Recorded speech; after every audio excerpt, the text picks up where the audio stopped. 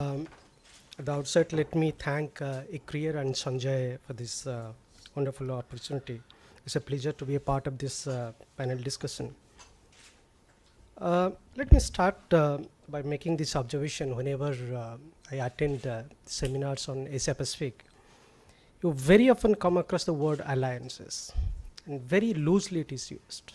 For me, the word alliance is a very strong word, very heavy word. As an international relations student, my teachers have always said that if you really want to develop a thesis, try to scrutinize the terminologies or the concept, and therefore you will reach to the conclusion. And whenever this word alliances are made, I try to see it more skeptically. For me, I completely agree with the opening remarks by Chair when he said that there is a network of relationship, the economic networkings that has come in Asia Pacific regions that has actually allowed us to rethink about that word, alliances. What I'm using in my thesis, in my talk, is that there's nothing called alliances which is building up in Asia Pacific.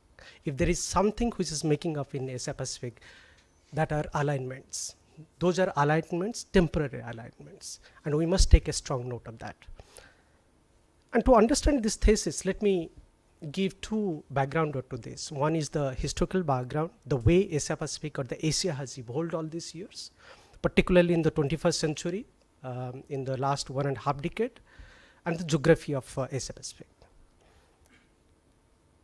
Talking about the history very briefly, there are three specific discourses or the debates has actually occupied Asia in last 1.5 decade. One is the China threat theory.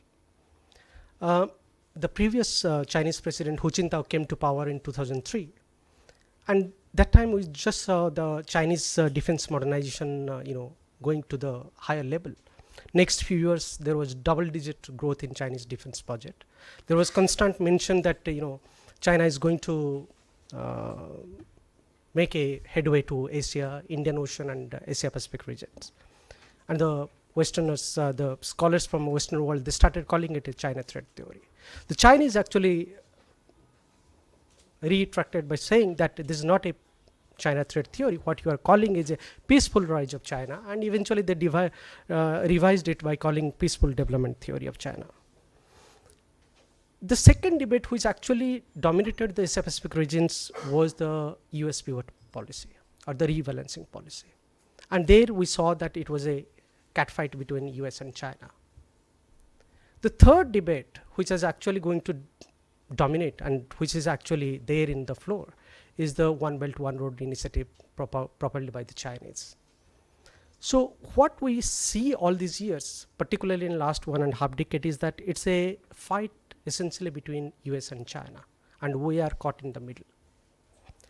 The second point which is coming to my mind after seeing all this development in last 1.5 decade as a student is that if you see, the center of this whole debates are Asia Pacific regions, be it the China threat theory, be it the US pivot Asia policy, or be it the One Belt, One Road initiative propelled by the Chinese. The center of all of these is maritime politics, economics, and therefore we do focus on the Asia Pacific regions a lot today. Is that the real reason that we should be really talking about Asia Pacific? For me, there are additional nuances why we must be talking about Asia Pacific. One thesis is that very, very commonly we try to debate and say that is the maritime politics which is the core of Asia Pacific politics. True. Is the Indian Ocean, South China Sea, East Asia Sea, East China Sea, which are the core of Asia Pacific debates today. Also, it's the geography, as rightly pointed out by the chair, that it's the geography of ASEAN regions, the economic interdependence, the East Asia politics, the Asia Pacific regions, Indian Ocean economy, which are also partly integrated with the regions. These are also makes Asia Pacific the most vital regions in world politics today. But more than that, I think one thing I would add to the whole debate by saying that if you see closely and try to retrospect and reinterpret the whole debate of all of this debate that has centered around the Asia Pacific, one do see that a new alternative mode of politics coming up in Asia Pacific, and that's we need to take advantage of that. And this alternative mode of politics is not going to change anything new. It's not really replace the existing systems. It's just going to offer you more opportunities and options, and therefore India needs to capitalize on that. But let me talk about this alternative politics. Who is driving this alternative politics, and what are these alternative politics are actually we are talking about? Obviously, these alternative politics are being driven by China, none other than China. The second largest economy. If we talk about 10 years back, it was far behind economy. Economy was not really up to mark. In fact, there was a debate that the collapse of China was imminent that time. Gordon Chang wrote that book. Today, what has happened is that the Chinese have taken the front seat. They have propounded few theses, and we are falling into that. And what is really interesting about this Chinese terminology and proposition is that, as rightly pointed out by Professor Akushi, is that we are not really seeing that old China. We are seeing a new China which is coming more as a revisionist power, not as a old status quo power or as a old normative power, what it used to be 10 years back or a decade back. It is a revisionist power. Now, is it really appropriate to call China a revisionist power? To my mind, yes. To some extent, it is appropriate to call China as a revisionist power, though the debate is still on. We cannot really conclude here. We really need to wait out here. But again, why China needs to be called as a revisionist power? Because of the few initiatives the Chinese have taken. And these are grand initiatives. And these initiatives are actually talking about the way China is thinking, the way China is behaving, and therefore we need to have a proper China strategy as well as a Asia-Pacific strategy. Let me talk about those core essentials of this new alternative politics the Chinese are talking about as a revisionist power. Interestingly, I was talking to the Chinese think tank scholars for my book project. I've interviewed almost 70 odd experts around China. What they call is that they are not really hesitant to accept this tag that we are a revisionist power. In fact, you saw before Xi Jinping this time, before traveling to US, he made a statement profoundly that if anything else, China is demanding an equal status with US. So we must take a note of that. It's nothing new. They're making this statement for last few years. But what is really important to know is that the grand ideas that are attached with this China's new alternative mode of approaching the regions. The Chinese are actually talking about a scenario where they are anticipating that the world has changed, and they have entered to a place where we have entered to a scenario called post-Bretton Woods scenario. Of course, that's the big picture. But at the Asia-Pacific level, they're actually talking about new ideas. And therefore, we see today, they have proposed this AIIB. They have taken a lead initiative in NDB, New Development Bank under BRICS. They have talked about ASEO Development Bank. In fact, if you remember, when Xi Jinping came to power, just before that, he was talking about Asia-Pacific Development Bank. They have talked about all kinds of banks. Whether these banks are really getting successful or not, that's a thing we need to wait and watch. But at least they have taken that front load, and they have taken the initiative, and they have tried to argue that they would not hesitate to take this argument that they are a revisionist power today. Now, among all this, there are three nuances we need to figure it out in this new alternative mode of politics. One is that the new economic multilateralism that is emerging in Asia-Pacific region, as Chair pointed out. There are three kinds of multilateral networks which has really dominated in current affairs. One is the RCEP, Regional Comprehensive Economic Partnership. Second one is the TPP, Trans-Pacific Partnership. The third one is what the Chinese again proposed, FTAAP. So we need to, in India, we need to debate it out. Where do we stand today? Of course, we have been on the front side of the RCEP.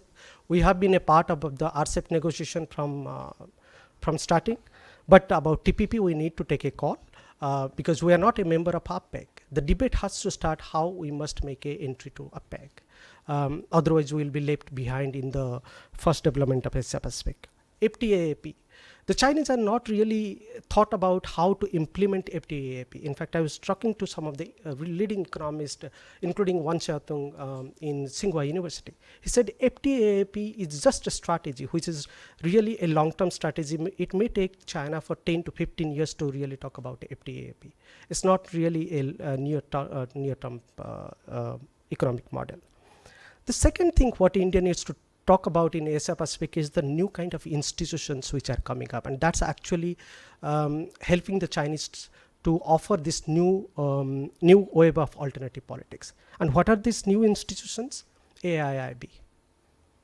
Of course, AIIB, we were one of the first country to agree to join in AIIB. But again, we must keep on taking interest in AIIB and take a front seat on that. New Development Bank. We have the presidency of the New Development Bank, but at the end of the day, it should not be a symbolic seat. It should not be a symbolic position for India. We must have a clear-cut position on NDB, how to push forward the New Development Bank under BRICS. Third one is the new initiatives what the Chinese are really thinking about. And here I mean the ASEO Development Bank. As you saw in the UPA summit, there was a big announcement happened that India along with Pakistan will be included as a ASEO member in next couple of years.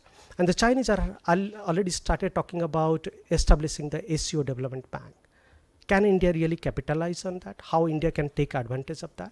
These things should be a part of India's Asia Pacific strategy. The third point, I think here I'll conclude by saying is that we need to also take into account the new mode of politics which is emerging. And that is key to my entire thesis, is that there's nothing called alliance in Asia Pacific. Alliance is a strong word. We cannot really make alliance against a particular country, and particularly against China we cannot make, because we already are involved with China in a number of multilateral institutions and number of multilateral bodies. But what we are really watching in Asia Pacific is the temporary alignment buildings, or the network buildings which is coming in form of new mode of alignments. We have India, US, Australia, we have India, Australia, Japan, we have US, Japan, Australia triangle alignments. At the same time, we have seen in last 3-4 years, China and Russia coming together. So these are temporary alignments we are watching, not alliances. And therefore, we need to take all of these readings seriously before crafting our Asia Pacific policy and strategy. Two concluding points I would make in this regard. One is that if you see in the whole debate, we are caught up in the middle. We are trying to appease the Americans at some level. We are trying to appease to the Chinese at some level. We need to have an independent policy and standpoint with regard to Asia Pacific. Number two, it is easy to be with US, but it is rather very, very difficult to actually distance from the Chinese. So therefore, we need to debate it out with the Chinese, what space they can really offer to India in Asia or in Asia Pacific. As you could take a reference, when Prime Minister Modi went to China, he talked about Asian century. So therefore, we need to talk about Asian century when we are talking about this grand alignment that is coming up in Asia Pacific regions. Thank you very much.